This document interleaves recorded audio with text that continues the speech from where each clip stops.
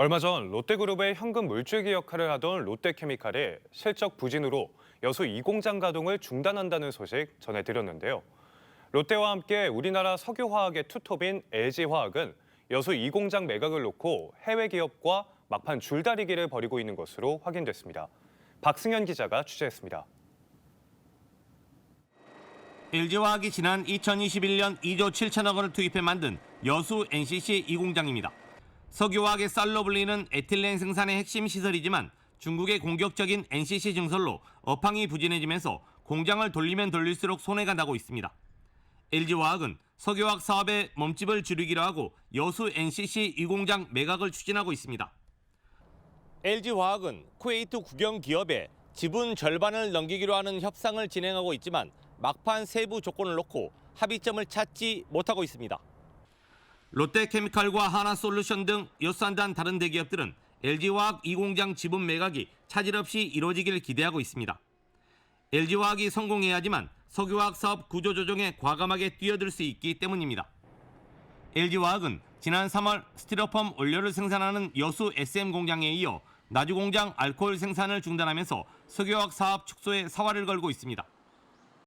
저금리 정책자금 대여라든가 그런 전체적으로 범정부 차원에서 환경부, 산업부 이렇게 모든 전 분야가 같이 위기 극복을 위해서 정책적인 지원이 필요하다고 생각합니다.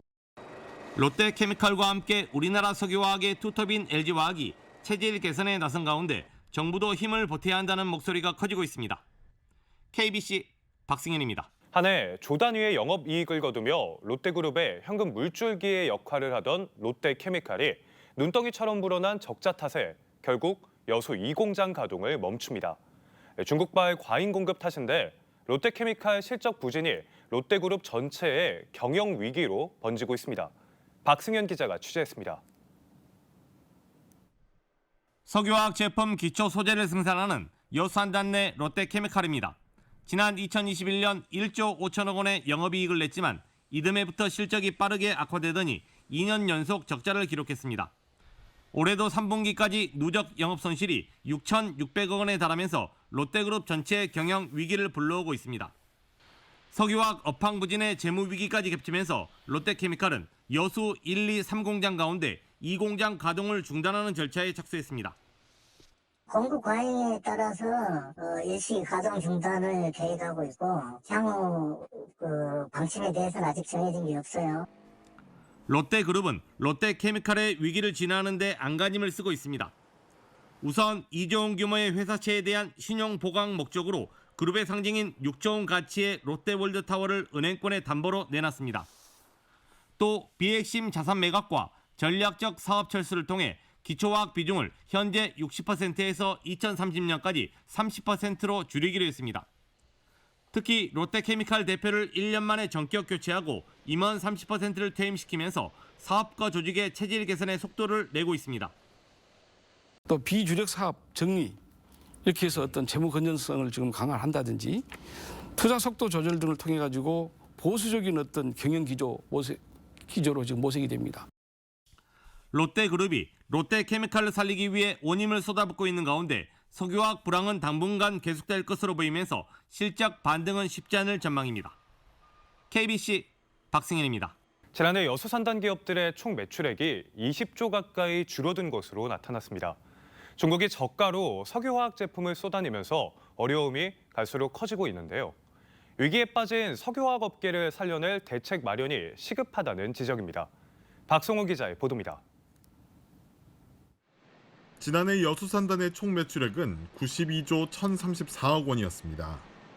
111조 5,094억 원을 기록했던 전년보다 19조 4천억 원이 줄어든 금액입니다. 여수산단을 대표하는 롯데, LG, 여천 NCC가 각각 2, 3천억 원 수준의 영업 손실을 기록하는 등 산단 입주 기업들의 적자도 이어졌습니다. 2022년 가동률 90%대에 달했던 공장은 불과 2년 사이 가동률 70%대로 뚝 떨어졌고 일부 공장은 시장의 매물로 나왔지만 새 주인을 찾지 못하고 있습니다. 문제는 이 같은 불황의 끝이 보이지 않는다는 점입니다. 중국이 석유화학 제품을 저가로 쏟아내면서 국내 범용 제품들이 가격 경쟁력을 잃어버린 데다 오는 2026년에는 중동도 대규모 공장 8곳을 완공할 예정이어서 시장 포화는 더욱 심각해질 전망입니다.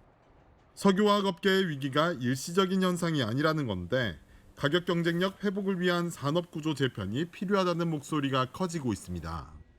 특히 일본의 사례처럼 기업 간 빅딜을 통해 규모를 키워 생산 단가를 낮추는 방안을 정부가 검토하고 있는 것으로 알려지면서 업계의 관심도 높아지고 있습니다. 지금 현재 한 100을 하고 있다고 하면 한 300 정도 높여가지고 그 원료의 수급력을 더 높이는 거죠. 수급 경쟁력을.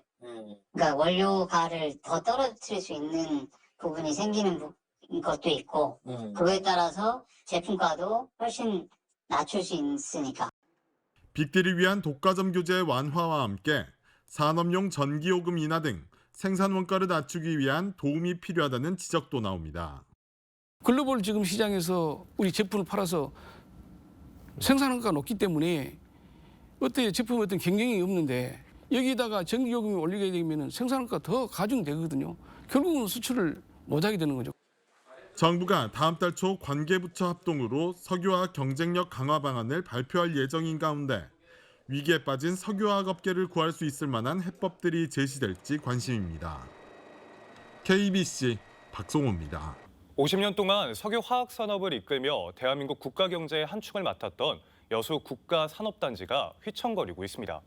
급기야 일부 공장 가동 중단 사태까지 맞으면서 당국이 대응책 마련에 나섰는데요. 박승현 기자가 취재했습니다. 여수산단 매출의 절반을 차지하고 있는 대표 기업 GS칼텍스입니다. 코로나19로 위기를 맞았던 3년 전 때보다 더한 어려움을 겪고 있습니다. 수익성 지표인 정제마진 하락으로 부진한 실적이 이어지고 있습니다. 원자재가 폭등, 이에 따른 정제마진 축소 등으로 인해서 굉장한 위기감에 휩싸여 있습니다.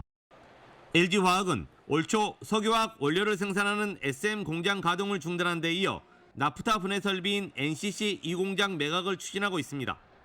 중국 업체들이 마구잡이로 공장을 지어 저가 공세를 이어가는 데다가 전 세계 수요가 감소하면서 더 이상 버텨내지 못한 겁니다. GS칼텍스와 LG화학 등 여수산단 주요 대기업 공장 가동률은 지난해 90%에서 올해 60%로 줄면서 매출도 반토막이 났습니다. 한 해 2천억 원에 육박하던 여수산단 지방세도 절반으로 줄어 지역 경제에도 비상이 걸렸습니다.